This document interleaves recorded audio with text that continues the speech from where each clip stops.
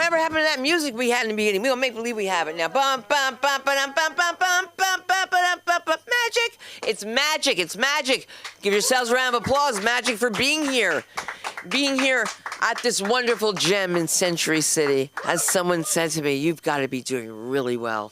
You're in Century City. The word cent is in it.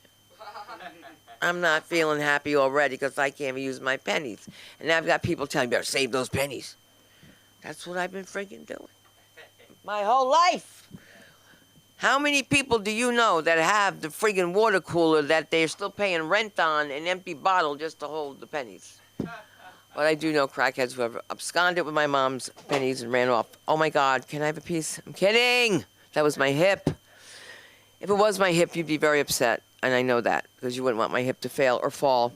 I'm your host with Nomosis. My name is Sunda Kronquist, and I love doing this place. It's a great time, a great place.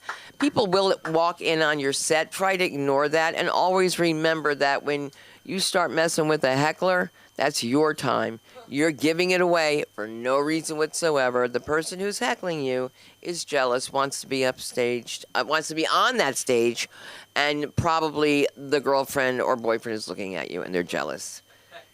And if you ever want to gauge a bitch, you need to take her to a comedy club and see how hard she laughs on my jokes. Like on that first date, you've got to say those words that are so special. Like, oh, God, you're my third guy. And it's just too big. That's the kind of thing you have to do. I'm kidding. These are marriage lessons. I'm trying to get everybody married. 2 Saturdays ago was a very holy day in the temple. People were flocking all around. A special prayer was being said so that you get your daughter married. I don't know how the hell that's going to happen because they have to own a supermarket. That's all I got to say. I cook meals in my house. Not one. No. One's got to have gumbo. The other one is now gluten-free. The other one's now going to be a rabbi. To you, my Toba, please, we need a rabbi. We do. We need a rabbi in the family because it's just more money to spend. Can you imagine her complaining? This kippah I wore already? They already saw this kippah, Mama. I have to have another one. I am a mother, very happy mom. I was told to make sure I say that every time. Yes, I didn't know that.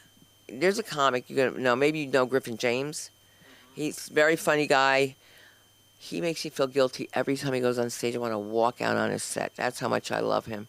But he does this routine that makes me so guilty about being, he says he calls his mother, he goes, hey mom, it's me again. And I'm like, yeah, I guess she's busy. You know what I mean? After 20 some odd years, maybe she wants her nails done. You know, go to the bathroom without fingers underneath the door.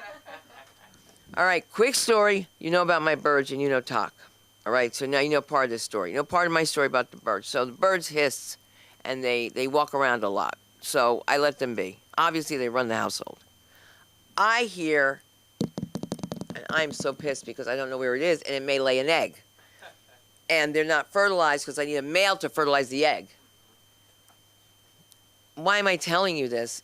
Is because now I hear it hissing, but I can't find it flying. So then when I turn around to look, a roach looks at me and goes, to me, a roach. I'm from New Jersey. I'll hit you with a baseball bat. I couldn't deal with it, man. It was my good makeup. It was like my Sephora kit. I threw that bitch to the floor like I was in Vietnam. I was beating it. And I was screaming. I called all kinds of names. And the people was like, Mama, are you okay? Is it a roach? I was like, yes. And then she came out and said, that's not a roach. I was like, yes. And she's like, roaches don't make noise. I was like, these are making noise. Noise. You talk about crickets. In a comedy club, when I started here, I used to always hear crickets, right? With people on stage, and I felt bad about it. And then I see what it is. It's a mouse roach. But it's not a roach, but it's a mouse. But I couldn't figure it out because it has hair on it. Another friend of Aviva's says to me, Mrs. Saffron, that's just a Madagascar. It has nothing to do with makeup? Like, what are you talking about? It's not on Disney. That's not real. You know what's real? And that roach has to live over 20 years to grow hair. And look at me. 2 days after birth, I had to be in the waxing salon. Hello, let's start the party. I just want to introduce everybody again. I just want to say a round of applause to your social media manager, Jennifer Flores, And, of course, one more time for Samantha Linderman, who's your comedy concierge. And, yes, we are starting the show tonight with somebody I haven't seen for a long time. And so once in a while I get confused, but that's okay. You know I love you. And his name's really hot. It's almost as hot as the first time I met Fabio. I met him when he came to America. I'm one of the first people he met. And I looked at him, and he smelled so good. And I said, hi, my name is Sunday. And he said, I am Fabio. And I dropped everything, coffee, and I dropped everything. Like, I just dropped it. He just said, all he said was, I am Fabio. And that was it. And now, when I hear this guy on the phone, I was like, he sounded a lot like Fabio. But, you know, he's like, I am. And I will tell you who he is. He's a lot of fun for you and me. Let's give it up for Armando Lee. Yes. All right. Good evening, ladies and gentlemen. Good evening. Yes, happy holiday. You know, I love to say a good evening. A good evening. Yeah. Although I will say some people find it creepy. They do. They look at me like, why does this guy sound like he's about to sell me a coffin? Like, good evening. Can I interest you in this 5-foot Mexican mahogany casket? Yeah. Girls especially do find it creepy, actually, especially in a parking lot. I'm like, good evening. They're like, oh my gosh, why does this guy sound like he's about to drink my blood?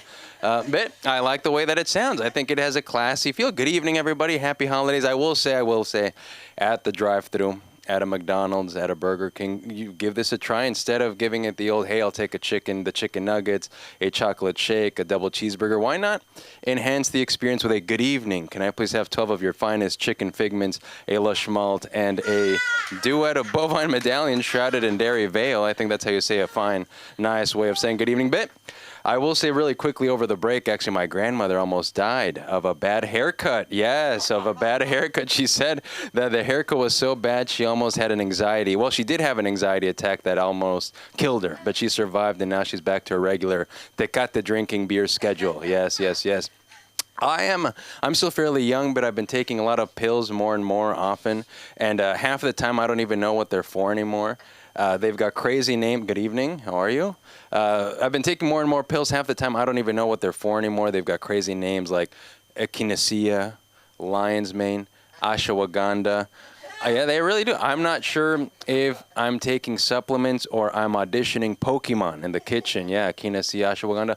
But I take them. Somebody at the gym will be like, this is going to get you strong. It's going to give you brain clarity. And I'm like, perfect. I'll take 12 of those. Give them to me. I will also say that some of these pills are very big. They're humongous pills. And I question, I'm like, holy smokes, these things are so big, they look like horse pills. If I swallow these, I'm not going to need lunch or dinner. I'm going to need a vet. Is it really seriously? Yes, they're huge. And to be quite honest with you, I don't know if they work, Sunday. I really don't know if they make a difference. But you know what? The Reddit community, there we go. The Reddit community says they work. And if the Reddit community says they work, I'm like, say less, perfect stranger. I trust you entirely with my metabolism, my cardiovascular system. Give them to me. I'm in my kitchen most mornings, early in the morning. I'm like, ashwagandha, I choose you. And then I pop them in there. We all live here in Santa Monica. Waymos, self-driving cars. Driving me out of control, the Waymo, the self-driving car. Just recently, one of them gets aggressive on me, cuts me off. I honk so hard. I scream so hard, I almost turn blue in the face. And then I realized there's nobody inside. There's nobody inside that car. I felt like I was screaming at a vending machine that stole my dollar. Yes. Of course, this is happening in beautiful Los Angeles, where, as we all know, it can take 2 hours to drive 5 hours. 2 hours to drive 5 miles on the 405. 2 hours. I mean, you can watch an entire Netflix documentary and still be on the same exit. Really, yes. Why would anybody want to flood the streets with empty cars circling around aimlessly? Yeah, it's like, now, great. LA traffic has robot cars stuck in traffic that also don't want to be there. The cars are like, nah, man, I'm good. I don't need this. But I'm an optimist. I am an optimist. I like to look at the positive side of things. I do have a little road rage, I'll be honest. Back in the day, you'd lay on the horn at somebody, boop, you'd ruin their whole day. They'll scream at you. They'll yell at you. They'll flip you off. I've been chased for 3 exits down the freeway. Now with a self-driving car, you can lay on the horn for 20 minutes straight. Boop. boop, and the car will just be like, thank you very much for the feedback. Updating software. Yes, yes. Best thing, no apology at the red light. You don't have to be at the, hey, sorry, going through some stuff, roll down the window. Maybe the car will just turn on the windshield wipers, bloop, like saying, kumbaya, brother, kumbaya, go in peace. I will say the self-driving car actually might be the best thing to have happened to the dating scene here in Los Angeles.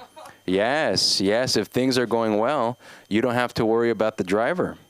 No awkward small talk, no judgment, no Uber guy trying to give you relationship advice like, hey, you guys seem tense, want some gum?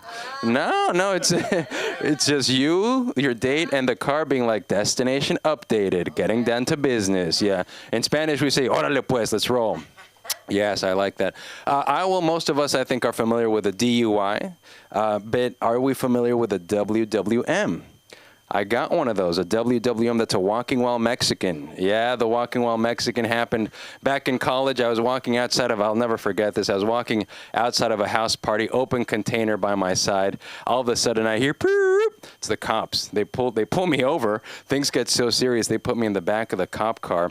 Like I'm some sort of threat to society and recycling at this point, open container. But they put me in the back of my car. This is a true story. They put me in the back of the cop car, and the cop's like, excuse me, what are you drinking? I, of course, panic. I'm like, juice. He's like, juice? Like pretending like it's, this is, by the way, during the Four Loko phase when, of course, we're thinking that it's fruit. And, of course, it's fruit that tastes like fire, and it tastes like a bad idea in a can. But the officer's like, he looks at the can and he's like, juice, why does this say 10% alcohol in the can? I'm like, because it's stronger? Yeah. But they let me go free, thankfully, and I think they let me go free probably because they knew that the Four Loko was going to knock me out anyway. But the real crime, my gosh, why were they giving Four Lokos to the kids? Seriously, the Four Lokos were so intense. Those things didn't have nutrition facts on the can. They had a disclaimer, a warning. It was that intense.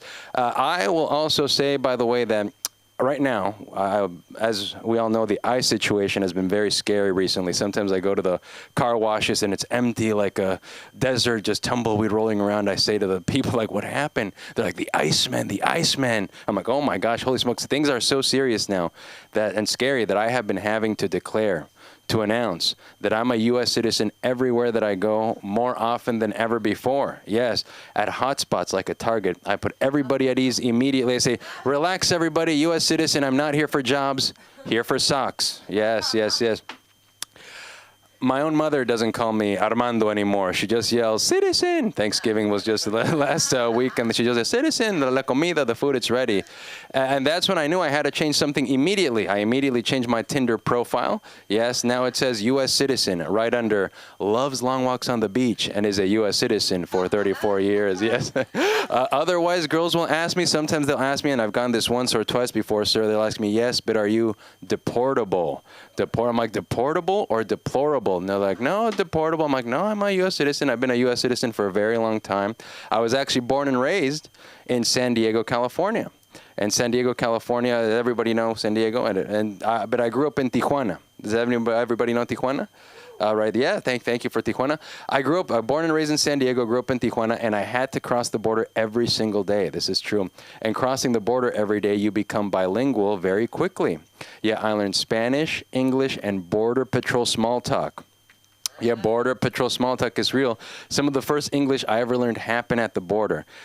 Car pulls up to the border, officer knocks on the window, and this really was very young me. I'd say, good morning, officer. Officer asks you to roll down the window. You roll down the window. He then goes, anything to declare? And these really were some of my very first English words. I'll never forget it. This is some of my first English. I'd say, no. Once again, he asks you anything to declare. I'd say, no declaration, no apple, no banana, no mango. In the back of my mind, I'm thinking, oh my gosh, I hope he doesn't check my backpack. I've got 3 bean and cheese burritos, an extra large bag of hot Cheetos, and my cousin Jorge hiding in a Pringles can. Hope he doesn't find that, yes. But I made it across safely. By the time I sat down in the classroom, I've been patted down, profiled, cross-examined, and interrogated. And that was just by my abuelita that wanted to check that I had my lunch for school. The one that survived the haircut over the Thanksgiving break. My grandmother, she's about to turn 83 years of age. And yes, thank you, Sam. Sam, everybody, give it up for the beautiful social media crew right here, Sam. Yeah, Sam and Jen love that beauty. They're doing a great job. They're doing. Very quickly, I'll leave you with this. My grandmother, she's about to turn 83 years of age. She still loves to get crunk. She loves to cut the beer. She loves to cut the beer. At this point, I'm not sure it's just beer. I think she's using it as her vitamins and supplements. I say to her, Abuelita, grandmother, did you take your meds today? And she turns and looks at me, and she said, yes, sí, mijo, yes. I just took 2 cold ones with lime. I say, Abuelita, 2 cold ones with lime. It's 10 a.m. She loves to cook, too. She loves to cook, and she thinks that everything is enhanced with tecate beer. She'll be making carne asada. Carne asada, she adds tecate. Frijoles beans, she'll add tecate. In Spanish, there's the pastel de 3 leches. That's a cake of 3 milk. She added a 4th milk. What did she add? Tecate beer, yes. Craziest thing, she's putting the kids to sleep. Most of them read them little fairy tales, little bedtime stories to put them to sleep. She'll just read whatever's on the beer can. She'll be like, once upon a time, proudly brewed in Mexico since 1944.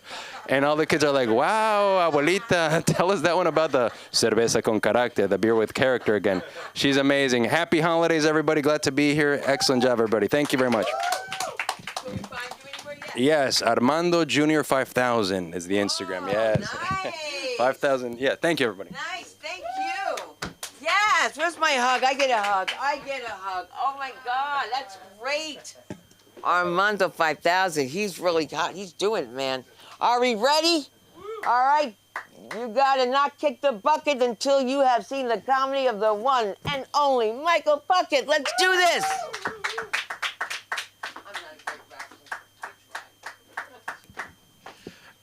Yeah, my guard was up when he said Puckett. I was like, okay, it's happening. Great, we're getting up there.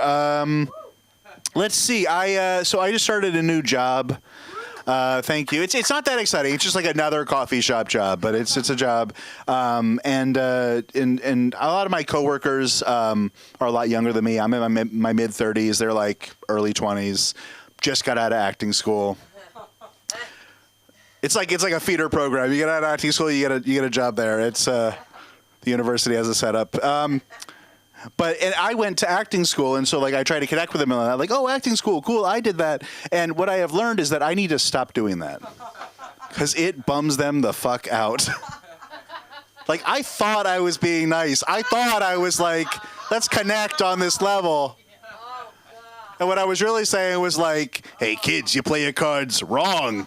And you could still be doing this in 13 years. Honestly, I'm shocked I haven't been reported to HR yet. Like, I'm surprised. Like, they just like put an anonymous tip in, like, hey, I just found out my coworker, they're actually a serial cautionary tale. No, he hasn't made the workplace physically dangerous at all. It just feels spiritually perilous to be there each day. Let's see. I'm divorced. I got divorced a few years ago. I still remember the day I got divorced. I remember the exact date. It was July 11th, which ruined Free Slurpee Day. My ex and I, we were polyamorous, which, you know, it's LA, it's 2025. You'll probably all know what that is. In case you don't, polyamory is when you fuck everybody except for each other. That's how we did it. Was our setup. It was fun. We had like our own people we were dating. It was kind of cool. And then she started dating a guy who was also named Mike. And that was less cool. Yeah, it was confusing. She'd say my name in bed and I'd have to be like, which one? Can I get a last initial? Can I get a physical descriptor? You can't say fat and Jewish because you have a type. That's a weird feeling. Because ultimately we broke up. We broke up because I realized like I'm not polyamorous. I'm not, and that's a weird feeling coming out as monogamous to your wife. What I did learn is that like if you ever find yourself in a marriage thinking like, okay, the only way I can save this marriage is to fuck a bunch of strangers. Get out. You're done. You're like save yourself the syphilis. Don't push forward. It's okay. No, towards the end of the relationship, like as with any relationship that's dying, like, we really stopped having sex. And the thing is, like, when sex really slows down in a relationship, it puts that much more pressure on the times you do have sex. And on top of that, she's a casting director. So for a while, sex felt like an audition. Yeah, I had a slate beforehand. I would walk in the bedroom and I'd have to be like, hello, my name is Mike Puckett. I'm auditioning for the role of continuing to be your husband. My stats, yeah. 5'10", 6.5 inches, non-union. I will be performing 2 pieces today. The first is 30 minutes of oral sex, or until you get bored, whichever comes first. Speaking of coming first, you won't. The second piece is 20 seconds of me trying not to come, followed by 20 minutes of tears. And scene. And yeah, I didn't get the part. Did not get the part on that. My souvenir is that now whenever I jerk off, I call it making a self-tape. Yeah, my friends think I'm killing it. They're like, you're getting so many auditions. Who's your agent? And I'm like, actually, I'm with Gersh. As in Gersh darn, I'm so fucking lonely. Let's see. I take Wellbutrin. Anybody else? Wellbutrin? Yeah. Okay. Cool. Yeah, but not the real stuff. Bupropion. Yes. I take it for ADHD and for depression, which is a weird combo to get out of the same pill. Because, like, on one hand, it makes me not want to kill myself. On the other hand, it makes me better at following through with plans. Here, what I have learned is if you have ADHD and you want to kill yourself, just put it on a to-do list. You'll never get it done. It's actually the safest thing you can do. That's not medical advice. That's not especially if this is being recorded, not medical advice. Please, cameras. Let's see. I am straight. I am straight. I have sucked 7 dicks, but they were all women's dicks. So I'm just a really dedicated ally. You know, I still don't have a float in the parade, but I'm... Of the 7, 2 were like dicks. Like you know, like a burly guy, that's like a man's man. These were like a dick's dick. Yeah, they smoked Marlboro Reds. Like, they were attached to women, but you could still strike a match on those things. It was... Yeah, I will say, you know, all genders aside, like, the smell still lingers in a mustache. That's what I learned. The other 5 collectively kind of were small enough they added up to just 1 more dick. So in terms of inches, just 3 dicks. Just 3 dicks. In terms of people that have come in my mouth, 0, actually. Turns out I'm terrible at sucking dick. That's what I learned. And if any of you are like, no, those weren't really women, like, yes, they are. I couldn't make them come. That's the through line of this set. 2 jokes about not being able to make women come. Yes, that's... Don't applaud that. Why are you applauding that? I don't want to be... I'm not proud of that at all. Let's see. Here. So I'm getting a little bit... I'm getting a little older, as we all are. And the thing is, like, people talk about aging, they always talk about, like, the physical effects. I feel like a lot of people don't talk about, like, the emotional effects of aging. Like every year, there's, like, 10 more songs you just can't listen to anymore. Every playlist is slightly more riddled with, like, emotional landmines. Like, I used to think that I could listen to Chumbawamba without crying. And then I became a 35-year-old divorced barista. And now it's like... You know, they get down, but they get up again. It's really beautiful and kind of inspiring. No, you get up again. Drink that whiskey drink. Yeah. Let's see. I'm also, as I'm getting older, my taste in porn is changing. Like I only like porn now where it looks like they cast everyone at the farmer's market. I like porn where it looks like everybody kind of smells bad. Not like because they don't bathe, but because they only bathe with soap that doesn't work. Like, I want to believe they poured oil on a loofah that morning. That's how I... let's see. Oh, this is... Okay, this is like a little bit of a darker turn, but I haven't touched this material in a while, so I'm going to do it. Let's see. How do I get into this joke even? I haven't done this in forever. Let's see. I do joke about suicide a lot. I haven't yet, but I do joke about it a lot. And, you know, like more than you should if you want people to like you. You know, like more than you should if you want people to give you hard RSVPs for events you're throwing. That's... Otherwise you get a lot of maybes. You know, people just don't want to commit. But the reality is, like, I could never kill myself because then my ex would be like, see, he was just like his father. And that's... Yeah. No. Okay. I feel like you guys don't want to hear about suicide right now. You do? Okay. Cool. That's fine then. No, my dad did kill himself, and the way he did it was especially horrific. I'm just going to warn you guys. I have to tell you for the joke to work, but you're not going to like it. He lit himself on fire. Oh wow. Yeah. Thank you for the red light. It felt like I was there. That was crazy timing. But that's fucked up, right? Like, it's fucked up to light yourself on fire. What was more fucked up is they charge us full price for the cremation. I just feel like he did half the work, you know? Like, no discount, no love for the DIY community.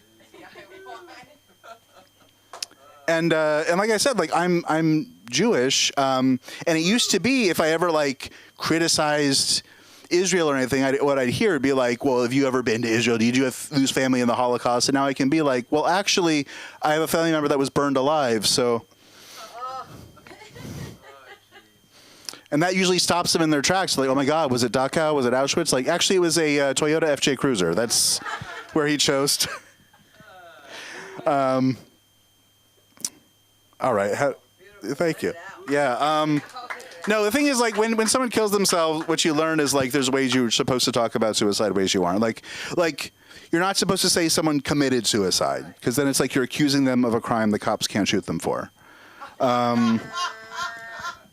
Like, you can say, one way you can say it is that they, like, completed suicide, which makes it sound like they got a degree in it or something. Which, like, my dad didn't need a degree. He got it in one try. Like, he was a natural. The other way you can say it is they died by suicide, but then it sounds like it just was happenstance. Like, oh, how did he die? Probably all that suicide he was doing, if I had to guess. I think that's my time, and I'm tired of saying the word suicide. So have a good night, guys. I'm Mike Puckett. Where do we find you and your platform? Oh, just Instagram, Mike C. Puckett at Mike C. Puckett. I almost gave you my email address. Don't email me. Thank you. Bye. That's okay. You know what? I love that you did that, because you know what? Most people talk about these suicide hotlines, and they say things like, you shouldn't call them, because think about the people answering the phone. They don't have anything to do. They're bored. If they don't care about their own time, why would they care about your time?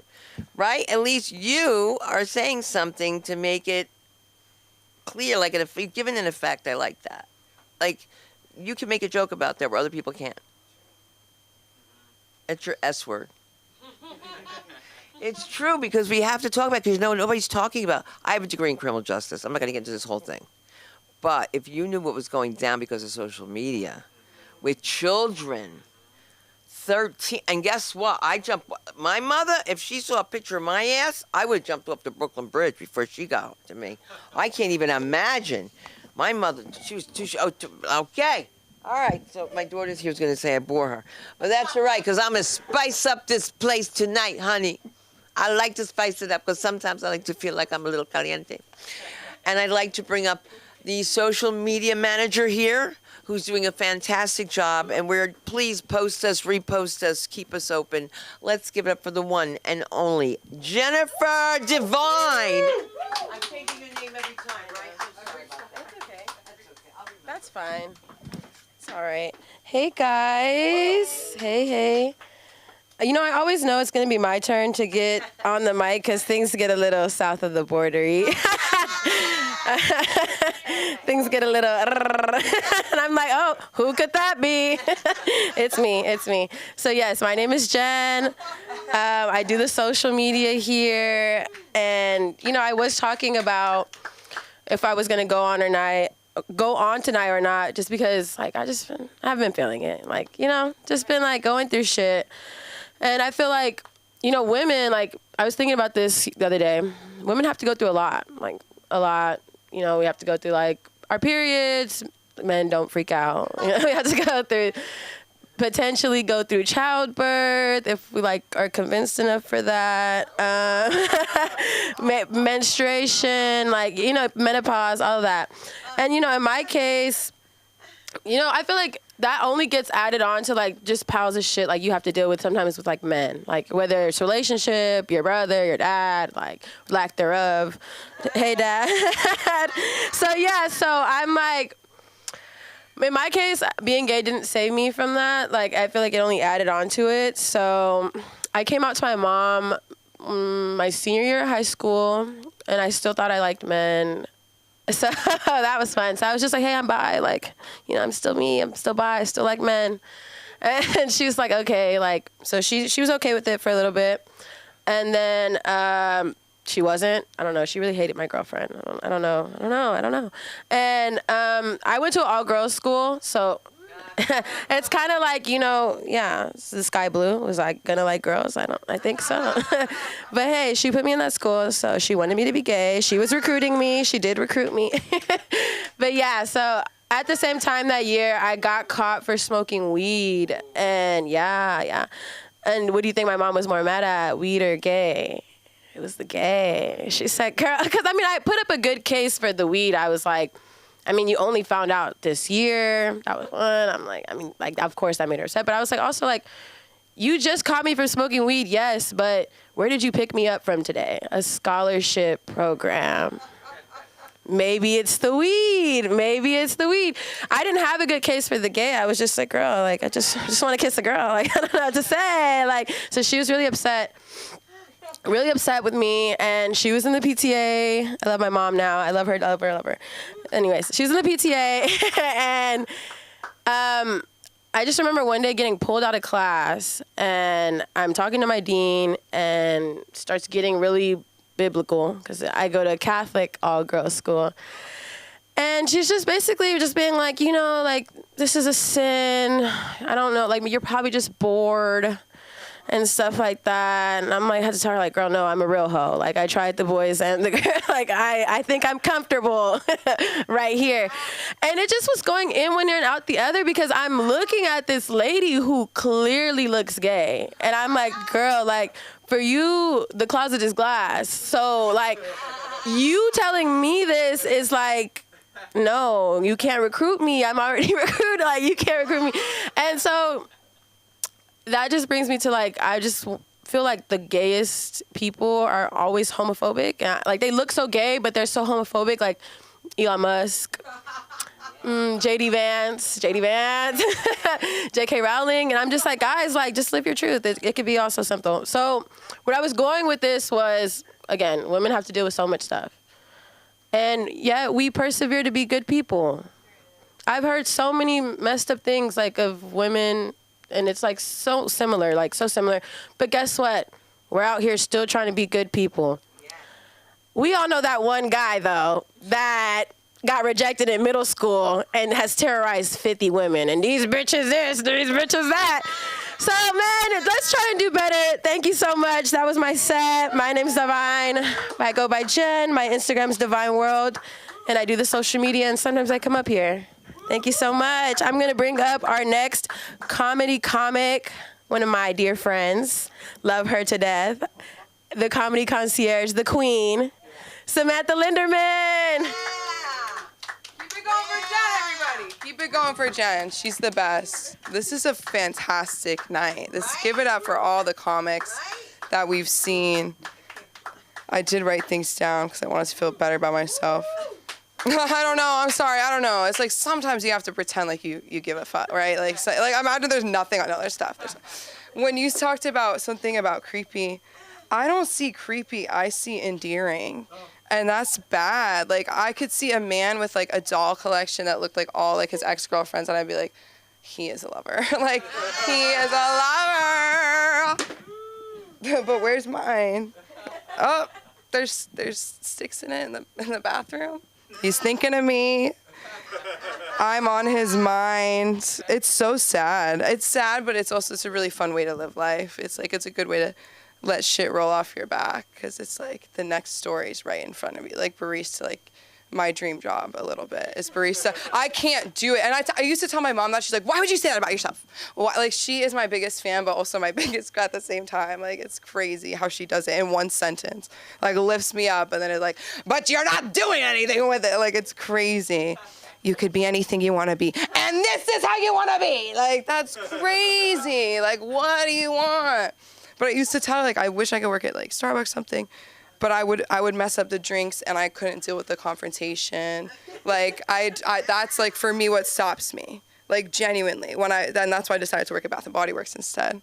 Little did I know that there would be quite a few confrontations on the sales floor. This is the thing about this Black Friday of this year, and I feel like it's really so like indicating where the world is. I did not see any buy this, get this free. Anywhere. Did you guys? I saw 35% off. Should I suck your dick too? Like what more? Like I cannot understand 35% off on Black Friday in person. I'm in a physical store. Are you guys like, this is crazy. Like I will give you my email. I will give you my social. Like give me a discount. It's dead. Discount's dead. But we used to have buy 3, get 3 free. And that shit would be crazy. And I would get so anxious because people would bring in their service dogs that were not a service dog. I'm sorry, it's like a puppy cannot be a service dog. Like if it's pissing, it's like it doesn't know, like it doesn't know anything. But it's a huge puppy. The girl's in a wheelchair, so I can't say anything. Like there's just certain things where that would be happening where I'm like, okay, like candles are gonna fall over here. There's a toddler with the nanny that doesn't care. Like so much is happening and I have to be like, welcome to Bath and Body Works. But I loved it, and then they just would tell me to say enter to the left, and that would make me really upset. And one time I thought this guy honestly was gonna ask me for my Instagram. I was like, oh, like I can't even do my job. Like, He left me a Yelp review instead and just talked about my customer service. And it's just like, Sam, like, why is that not where my mind went? He was like, I walked in today feeling kind of blue, and I was not gonna buy anything. And then a wonderful employee, Sam, and I got 2 candles. And I was like, I don't want them to find out, like, I am emotionally manipulating people into buying things. Like, you know what I mean? Like, it was the store across from Cedars-Sinai, okay? So I had a little bit of leverage every once in a while, okay? Like, that's crazy to hear how somebody, like, yeah, like, my daughter's in surgery, and I need an escape. And I'm like, beach getaway is a perfect escape for your bathroom, Like, they would eat that shit up, and then I would prank them. There was a whole thing at work. I work with kids now. Don't clap. Nobody cares anymore, right? But no, I'm kidding.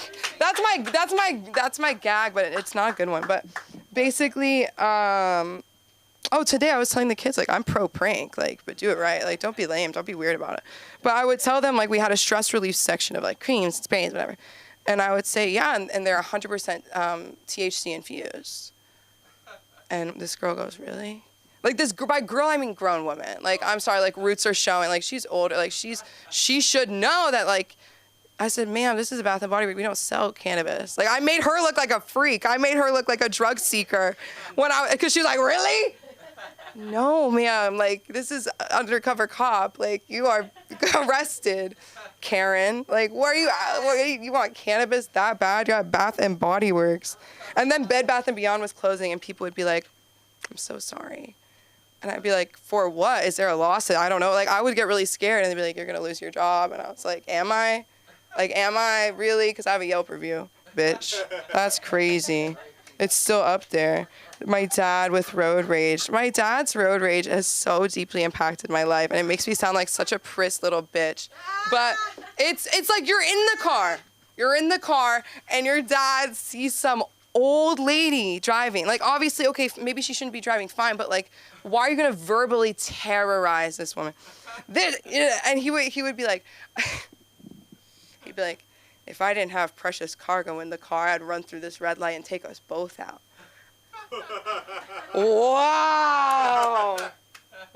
So I'm holding everyone together, like whatever. Or if we were talking too much on a road trip, he'd be like, if you don't shut the fuck up, I'm gonna run us all into the pole and take us all out and make the world, like, whoa. So one time I see, like, there's this, like, so my family's Jewish, but, so I see this white, sort of like a non-Jewish, if my dad was in the South and he wasn't Jewish, version of my dad. Same amount of overweight, same permanent redness. My cousin told my dad, oh, it looks like you got some color. He goes, no, I'm dying. That is so rude. That makes somebody feel like shit. Like, why can't you just give her, like, yeah. But she should know better. I mean, he's always red. But people say like your dad's red. I'm like, he's white and he won't wear sunscreen. He truly like, it's like he spends money on each new generation of Amazon Alexa lives in my house, but you won't spend money on SPF because you just want to make your wife that upset. Like, it's crazy. I'll wrap with this. So one time, I don't know why this just came to me, but one time I went to the doctor with my mom because I had a really intense case of pink eye. This was years ago, guys. I know when I hear pink eye, I want to get the fuck out. Like, pink eye to me is like an STD level, like situation where I think everybody in your life should know. Well, I guess maybe not everybody in your life needs to know about STD, but like, guys, it happened. Pink eye, yeah. So the doctor, I go to the doctor. Of course, I think he's cute. This is like a medical condition of mine. Like, I'm 16, this doctor is 30 something, and I'm thinking he's thinking he wishes he could be with me, but I'm a child. Like, this is the kind of shit that I used to think and like journal about. So I need to like do a show about it, but it doesn't matter. That's what everybody says. But basically, the doctor's like, whatever, looking at the file. I'm like, just look at my fucking eye, dude. Like, I am fucked. Like, I am so, it was the worst it was the worst. It was like 3 weeks. It was after summer camp. Anyways, you guys know there was a lot of pranks there. And a lot of pranks. And I ended up with severe pink eye. So I told the doctor asked me, of course my mom's like in the room, like holding my hand now. And he's like, are you sexually active? I burst out laughing. And he's like, this is a serious matter because this could be a sign of like, I don't know if he said like late stage chlamydia, like deep into chlamydia, like I'm so deep in. And I'm sitting there like, doctor, I haven't had my first kiss. Like, I wish I could tell you I was sexually active in front of my mom. I just give her a heart attack, but it would be a lie. Like, I can't do that. So, yeah, it was actually just pink eye. So believe women when they tell you they're a virgin. Because even if they're not, why not have fun with it? Like, why not have fun with it? So I'm going to bring up, am I bringing up Aviva? Yes. Oh, wait a minute. Are you going? Okay. We're going to close up and then bring her up. Close up and then bring up. You close up. You come on. Guys, put your hands. You want me to or you want to? Okay. Well, I want to give a round of applause for Cindy Cronquist, everybody. Everybody's always asking, where is she? She's literally here. Like, she's just up to a lot, believe it or not. Like, it's crazy. I learned that early. I learned that early when I would call her at like the grocery store. I'm at the grocery store and I'm calling her, and it's like, this needs to probably stop. Like, this is a comedy coach. This is not like. I'm like, which one should I get? Because I know that you know about this. Like, stop. Like, that's crazy. That's crazy. Better than ChatGPT, though. But listen, guys, we do everything here. We do everything. We do podcasting classes. We are, I think, about to collaborate with a local school to kind of kickstart our kids' improv acting programs. So yeah, if your kid is looking for a sort of outlet, you feel like maybe they need to express themselves, but they're like getting in trouble in class, like this is a perfect place for them. A quiet kid, we know how to work with all these kinds of kids. We have true childcare professionals who work here.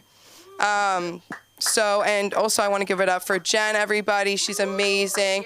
Jen is a graphic designer, social media manager, consultant, everything, comedian, and a good person. And Aviva's here tonight for the last night. Yes. Aviva Zafran, Cinda's daughter. And if you're in New York or in LA when she's performing, you would be lucky to see it. So stop by LA School of Comedy. We have everything, and just come in. I know it's scary, but just walk in. Take the first step from the page to the stage. Good night, everybody. We love you. 10835 Santa Monica. Come on down. Goodbye. Good night.